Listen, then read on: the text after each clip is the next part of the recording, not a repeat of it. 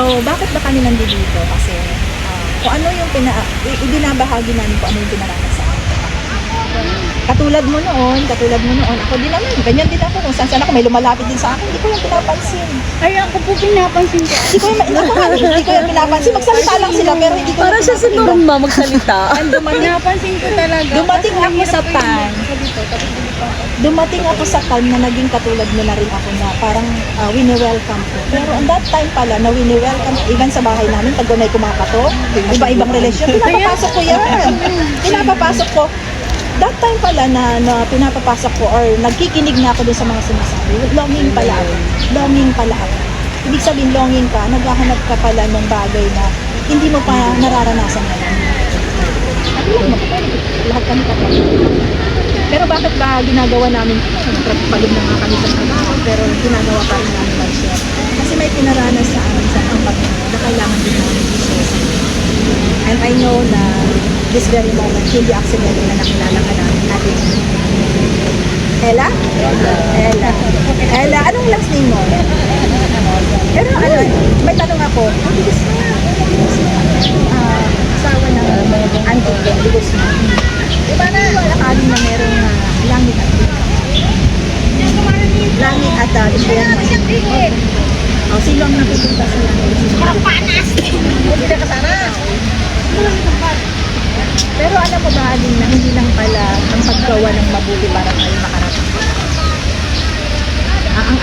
Ang way pala ng tayo, sabi doon sa kanya, pinito din sa John 15, naniniwala ka bang ang Panginoong Jesus ay binigay sa atin para pagmanyarin natin? Amen. Na dapat tayo na. Pero ano ba yung kailangan natin gawin para as response doon sa ginawa ng ating Panginoon? Yes, yun. Exactly. Knowledge na rin. Kaya ngayon sa oras na kung bakit mo wini-welcome yun na kasi I know in your heart, you are loving us. At gusto mo din unawain pa nung nais ng Panginoon sa buhay.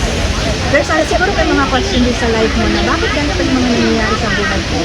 Or may mga dumadaan na pagsubok sa buhay na? Meron po, pero nire-ready ka lang ni Lord. Pinapatatag niya lalo yung faith mo. Pero, alam mo ba na ang Panginoon is may mas malalim na purpose sa buhay mo? Ano yung purpose? Sa tingin mo yung purpose ng Lord? Yun lang ba, kailangan ba lang ba natin magbigay natin sa mga anak natin? Kailangan lang ba natin magtrabaho? Kailangan ba lang natin masuportahan yung pangangailangan ng Panginoon? But more than that pala yung gusto ng Panginoon para sa kanila. Ang gusto ng Panginoon, doon sa pagkamatay niya sa krus, ang nais ng Panginoon sa atin is mag-glorify ng Panginoon sa Panginoon. Mabigyan siya ng kapurihan, pasalamatan natin siya. In what way? In what way natin mapapasalamatan ng Panginoon? Sa pamamagitan ng pagbibigay natin ng sarili natin sa Panginoon. Ang mundo natin nakakapagod magtrabaho, nakakapagod maghanap buhay, nakakamaraming problema.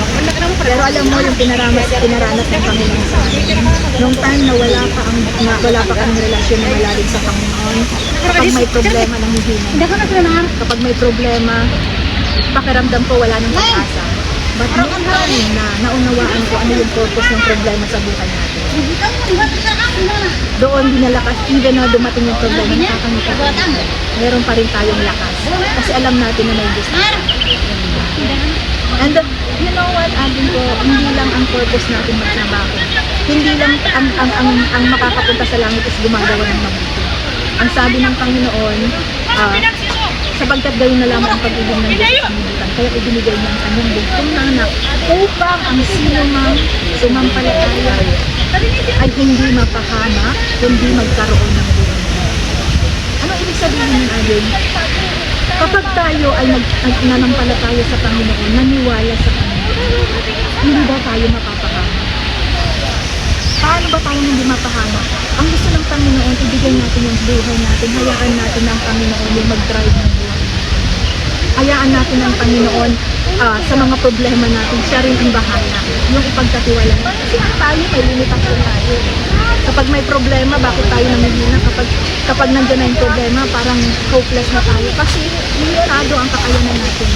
Pero kapag may Diyos tayo, pinagbibigay natin ang sarili natin sa Panginoon, ibibigay niya yung lakas sa atin. Hindi ibig sabihin na kapag kami naniniwala na sa Panginoon, nung time na pinanggap namin, nagkaroon kami ng relasyon sa Panginoon, wala nang problema.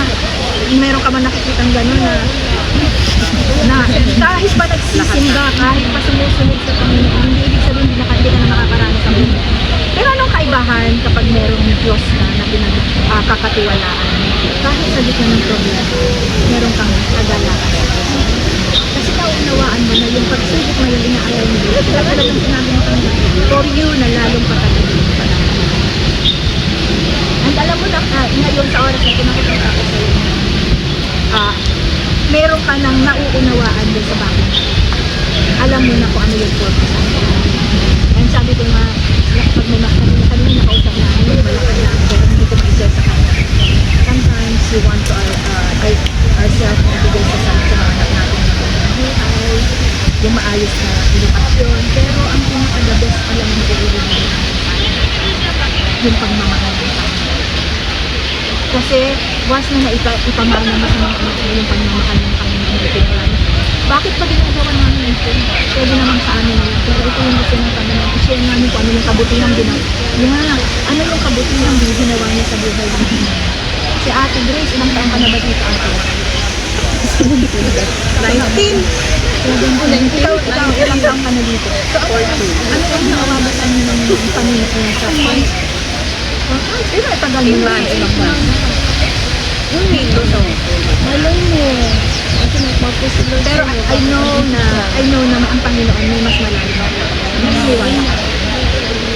Naniniwala ka ba na mayroong mas malalim? Kasi noong nasa Middle East ka ba? Bakit nakakausap ka namin? Ayun, di ba?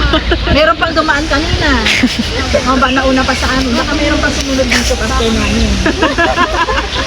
Hindi pa ako nakaalis. Pero welcome na. Next time niya kasama ka na namin. Wala kang pupuntahan.